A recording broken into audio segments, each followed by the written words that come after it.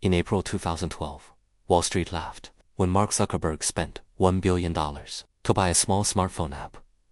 The app had no revenue, no business model, and just 13 employees. Pundits called it the peak of a second tech bubble. They were dead wrong. That app was Instagram. A decade later, Instagram alone was generating over $50 billion in annual advertising revenue.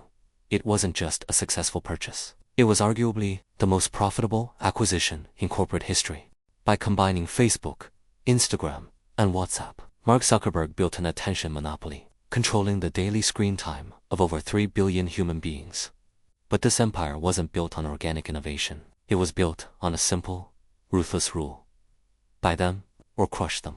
How did a college social network evolve into a multi-billion-dollar attention trap? Today, on Tech Valuation, we break down the architecture of Meta. In 2011, Facebook was the unchallenged king of desktop web browsing. Hundreds of millions of users logged in every day on their desktop computers. But as smartphones exploded, Zuckerberg realized Facebook was facing an existential crisis. Their desktop website ran terribly on mobile screens. Smartphones changed human behavior. People weren't typing long status updates on keyboards anymore. They were taking photos with their phone cameras. And while Facebook was struggling to adapt its desktop app, a tiny startup in San Francisco, called Instagram, was exploding. Instagram was mobile native, blazing fast, and deeply addictive.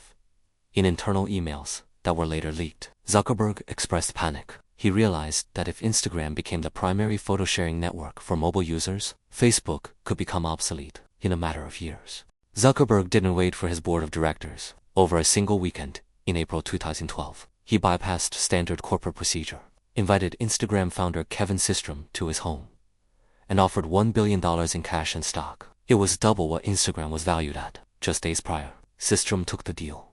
After acquiring Instagram, Zuckerberg deployed Facebook's massive engineering framework. They plugged Instagram directly into Facebook's ad network, turning a non-monetized photo app into a targeted advertising machine. Within 6 years, Instagram was worth an estimated $100 billion. 2 years later, Zuckerberg repeated the strategy. In 2014, Meta bought messaging app WhatsApp for a staggering $19 billion. But when Zuckerberg tried to buy Snapchat for $3 billion, founder Evan Spiegel turned him down. That was a big mistake. If a rival refused to be bought, Zuckerberg crushed them by cloning their core features. In 2016, Meta copied Snapchat's signature feature, Stories, and built it directly into Instagram. Within 8 months, Instagram Stories had more daily users than all of Snapchat combined. Snapchat's stock price plummeted.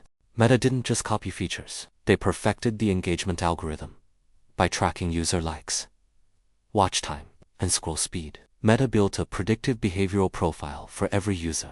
They realized that outrage and high visual engagement kept users scrolling longer, creating more ad impressions, and driving billions in profit. By 2020, Meta's dominance had caught the attention of regulators worldwide. The Federal Trade Commission launched a historic antitrust lawsuit, arguing that Meta's acquisitions of Instagram and WhatsApp were illegal attempts to eliminate competition. The FTC wanted Meta to be forcibly broken up.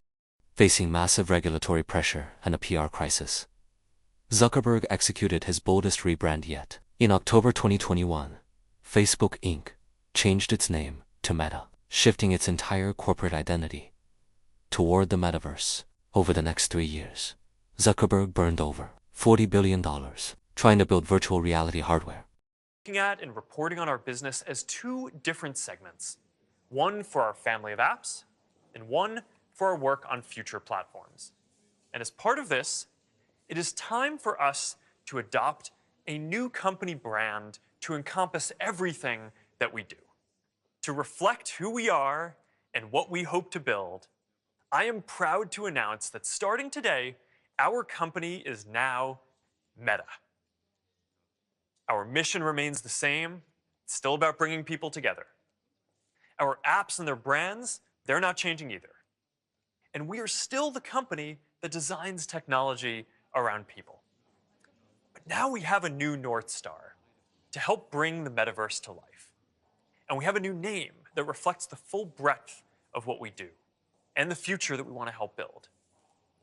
From now on, we're going to be Metaverse first.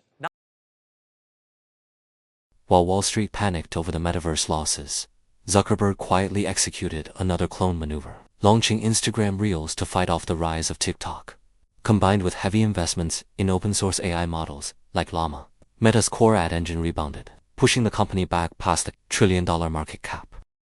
Mark Zuckerberg built a multi-trillion-dollar empire, not by having the best initial product, but by recognizing that in the digital economy, attention is the ultimate currency. By buying his threats early and cloning what he couldn't buy, he built an unassailable media moat.